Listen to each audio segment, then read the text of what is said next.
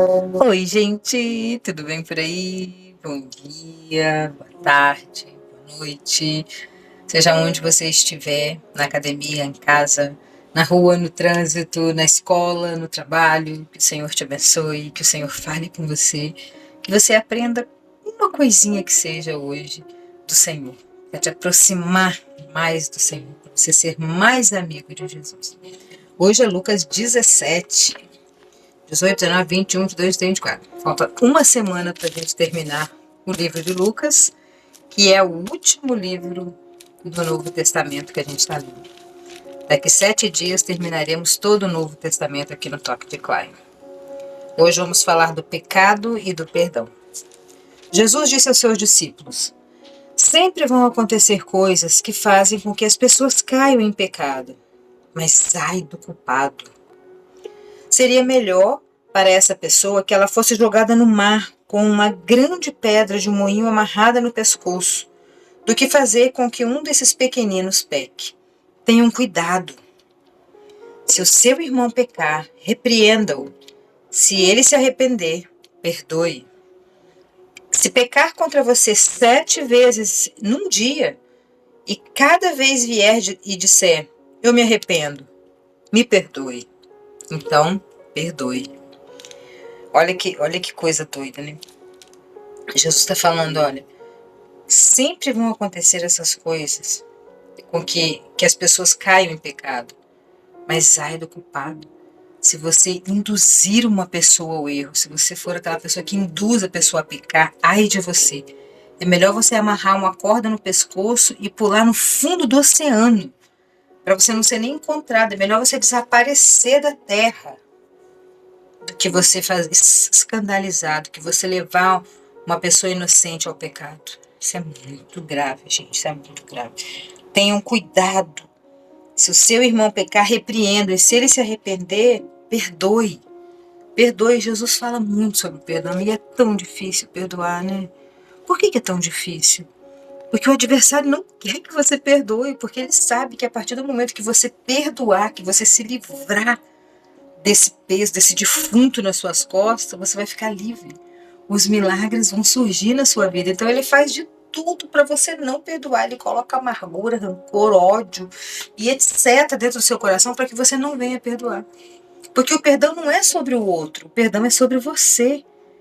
Não é o outro que está carregando um defunto nas costas, fedendo. Não é o outro, é você. Então perdoe por você, por amor a você, perdoe. Perdoe quantas vezes forem necessárias, é o que Jesus está falando aqui.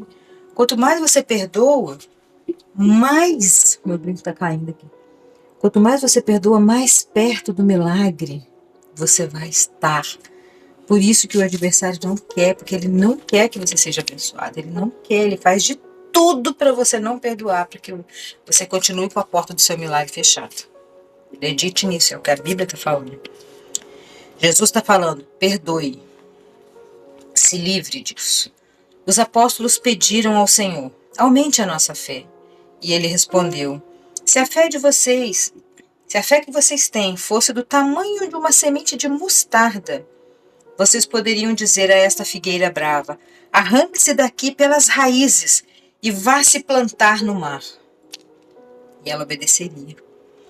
Isso aqui tem uma curiosidade muito legal. A semente de mostarda era bem pequititiquinha. Nessa época que foi escrito, que Lucas, o doutor Lucas escreveu essa parábola, que ele ouviu Jesus falando, a semente de mostarda era a menor semente. Hoje em dia não é mais, vocês sabiam disso?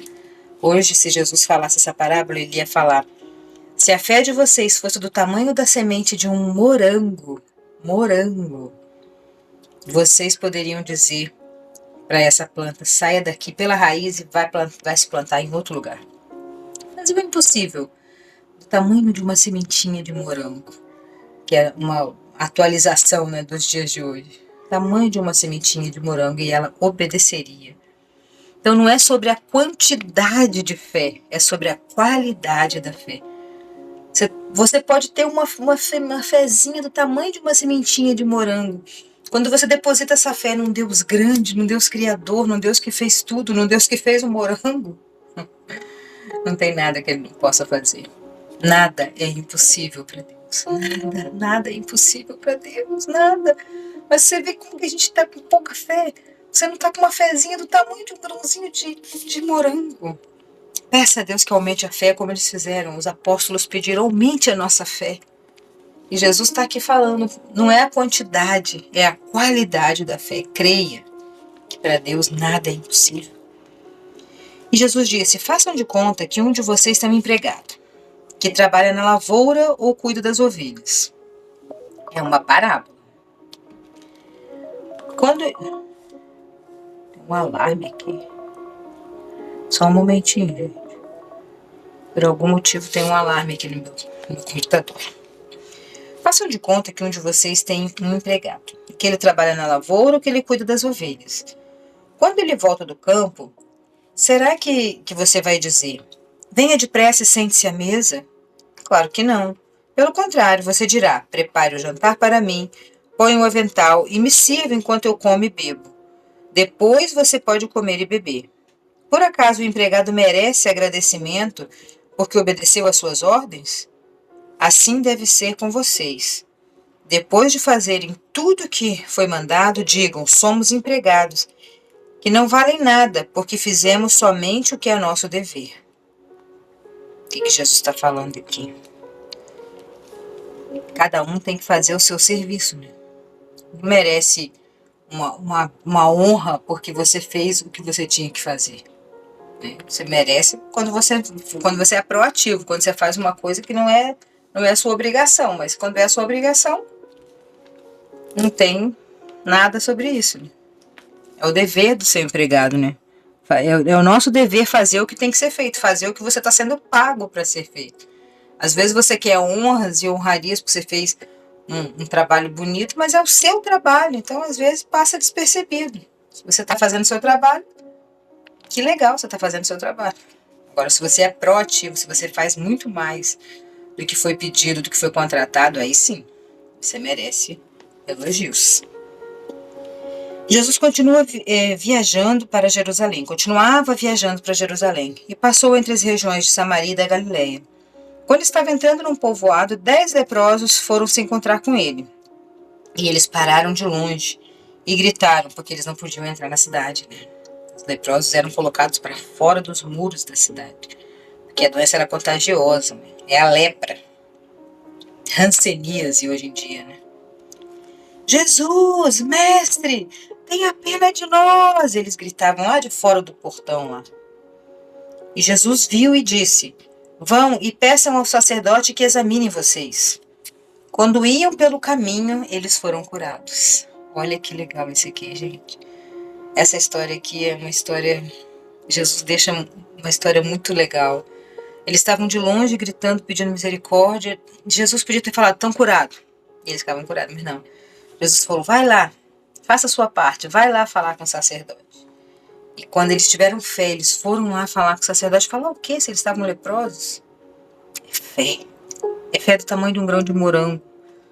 Não sei por que ele mandou ir lá no sacerdote, mas como ele é o rei, eu vou. E eles viraram e foram lá. E quando eles estavam indo, no caminho, no processo, na situação que você está, é no caminho que você vai descobrindo que as coisas vão ficando claras, vai clareando a sua mente.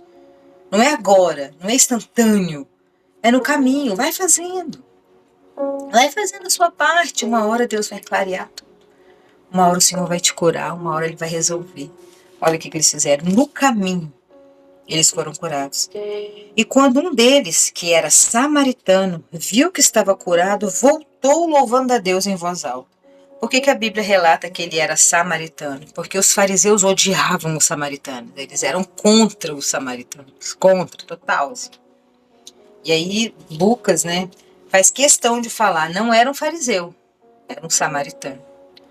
Era uma pessoa desprezada pelos fariseus. E foi o único que voltou. Vamos ler. Quando ele percebeu que ele tinha sido curado, ele ficou tão grato, tão feliz. Ai, Jesus me curou, obrigado. Ele voltou correndo, louvando a Deus, adorando a Deus. Em voz alta, ele gritava. Ajoelhou-se aos pés de Jesus e lhe agradeceu. E Jesus disse: os homens que foram curados eram 10? Onde estão os outros 9? E Jesus perguntou, para que todos pudessem ouvir. Quando Jesus faz essas perguntas, não é que ele não sabe. Ele quer que você tenha consciência. Ele quer que entre na sua mente. Ele quer que você perceba. Porque nós vivemos muito distraídos. E cada dia mais o diabo arruma distração pra gente. É reels, é status, é stories, coisas rápidas, que a gente não tem paciência de assistir um vídeo de 20 minutos, que a gente já pula, a gente já passa, a gente já quer saber o final. Vivemos distraídos e apressados. Isso é triste. E Jesus falou, não eram 9? Para as pessoas perceberem. Né? Não eram 10, só voltou. Cadê os 9? Não eram 10? Cadê os outros 9? Porque somente esse estrangeiro, esse samaritano, voltou para louvar a Deus. E Jesus disse a ele, levante-se e vá. Você está curado porque você teve fé. Olha que loucura. Gente, olha a gratidão. A gratidão, ela completa o seu milagre. Pega essa frase. A gratidão completa o milagre. Você precisa aprender a agradecer por tudo que você tem. Se você acordasse amanhã de manhã, só com o que você agradeceu na hora de dormir, o que você teria? O que você teria? Nós precisamos agradecer porque a gratidão, ela completa o milagre. Essa frase é muito profunda, muito verdadeira. O que eu entendo aqui? Que aqueles 9 foram curados, mas provavelmente vão voltar a ser doentes, porque eles não agradeceram. A vida deles é fútil. Eles estão correndo atrás de status, de reels, de stories. Estão lá desesperados e não lembram de agradecer. E é a gratidão que completa o milagre. O milagre foi feito, eles foram curados. Mas e daqui a pouco? E esse não, esse voltou e agradeceu a Deus. E aí Jesus fala para ele, levante-se e vá. Você está curado porque você teve fé. Alguns fariseus perguntaram a Jesus, quando ia chegar o reino de Deus? E ele respondeu, quando o reino de Deus chegar, não será uma coisa que se possa ver. Ninguém vai dizer, vejam, está aqui ou está ali. Porque o reino de Deus está dentro de vocês. Que revelação, gente. Olha o que Jesus está falando aqui. Não vai ser uma coisa que você vai ver, está dentro de nós. Quando você morre, instantaneamente você encontra Deus, porque Ele vive no Kairos. Nós vivemos no Cronos, no relógio, na hora. Ele não, Ele vive acima do tempo. Então quando você morre, fecha o seu olho, que quando seu corpo físico morre, na mesma hora você encontra Deus. O reino de Deus está dentro de você. E então ele disse aos discípulos, chegará o tempo em que vocês vão querer ver um dos dias em que o Filho do Homem já estiver chegado, mas não verão. Alguns vão dizer a vocês, olhem aqui, olhem ali, porém não saiam para procurá-lo, porque assim como um relâmpago que brilha de uma ponta do céu até a outra, assim será o dia que o Filho do Homem vier. Mas primeiro ele precisa sofrer e ser rejeitado pelo povo de hoje. Jesus está falando com eles lá naquele momento. Como foi no tempo de Noé, assim também será nos dias de antes da vinda do Filho do Homem. Todos comiam e bebiam, e os homens e as mulheres se casavam, até um dia em que Noé entrou na barca. E depois veio o dilúvio e matou a todos. A mesma coisa aconteceu no tempo de Ló. Todos comiam, bebiam, compravam, vendiam, plantavam e construíam. No dia em que Ló saiu de Sodoma, choveu do céu fogo e enxofre e matou a todos. Assim será o dia em que o Filho do Homem aparecer. Aí quem estiver em cima da sua casa, no terraço, desça e fuja logo. Não perca tempo entrando na casa para pegar as suas coisas. E quem estiver no campo, não volte para casa. Lembrem da mulher de Ló. Olhou para trás e virou estátua de sal. Todo mundo conhece essa história. Quem não conhece, volta lá em Gênesis que eu li. A pessoa que procura os seus próprios interesses nunca terá a vida verdadeira. Mas quem esquece de si mesmo terá a vida verdadeira. Para de viver só por você. Eu sei que o mundo manda a gente cuidar só da nossa vida e largar todo mundo para lá e que se lasque o outro. Se a farinha é pouco, o meu pirão é primeiro e etc. Mas Jesus fala para você fazer o contrário. Se você ficar vivendo só para você, a vida não tem graça. A vida perde a graça. Chega um momento na vida que você olha e você vê que você tem tudo, mas na verdade não tem nada. Não tem uma família, não tem um amigo, não tem uma pessoa de confiança, não tem alguém que você possa servir de coração. E isso é grave, isso é triste demais. É o que Jesus está falando aqui, ó. A pessoa que procura seus próprios interesses nunca terá a vida verdadeira. Mas quem esquece de si mesmo, essa sim terá a vida verdadeira. Nesse momento aqui, a gente vive para os filhos, vive para o marido, vive para a esposa, vive para ajudar as pessoas. Né? A nossa maior felicidade é servir, é ajudar, é fazer diferença na vida de alguém. É isso que Jesus fez quando ele andou aqui. E é isso que ele está nos ensinando a fazer. Totalmente contra o que o mundo fala. Né? Naquela noite, 2 pessoas estarão dormindo na mesma cama. Eu afirmo a vocês que uma será levada e a outra será deixada. 2 mulheres estarão moendo trigo juntas, uma será levada e a outra será deixada. Naquele dia, 2 homens estarão trabalhando na fazenda, um será levado e o outro será deixado. E então os discípulos perguntaram: Senhor, onde vai ser isso? E Jesus respondeu: Onde estiver o corpo de um morto, aí se ajuntarão os urubus. Jesus gostava muito de falar em parábolas, né? Jesus amava isso. Morto, né? Um corpo morto. Aí vai se juntar um monte de urubu. E é assim que funciona mesmo, né? Então que a gente seja um corpo vivo. Que a gente entenda que nós vivemos contra o mundo. Nós somos perseguidos. Os cristãos são as pessoas mais perseguidas de toda a história. Não é nenhuma raça, gênero, cor, nada. Quem são os mais perseguidos são os cristãos. Porque nós lutamos contra. A gente é a favor da família, a gente é a favor da vida, da amizade, de fazer o bem para os nossos inimigos.